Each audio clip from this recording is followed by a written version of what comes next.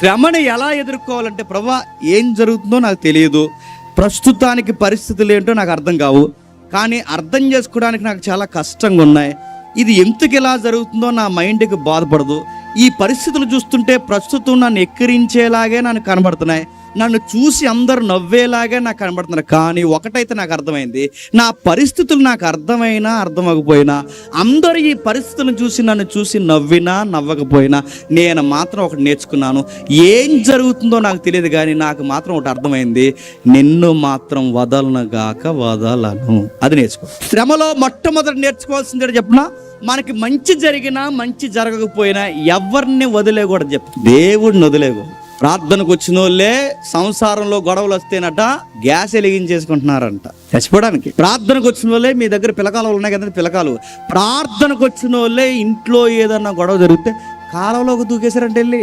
ప్రార్థనకు వచ్చిన వాళ్ళే ఫ్యాన్ వైపు చూస్తున్నారు, నడుతున్నారు. ఇంక మరి ఇంకేం అర్థమైంది నీకు? దేవుడు ఒక శ్రమ తట్టుకోలేవు, ఒక సంసారం బాధను ఎదుర్కోలేవు, ఒక సమస్యను ఎదుర్కోలేవు, ఇంకా దేవుణ్ణి ఏమి నమ్ముతున్నట్టు?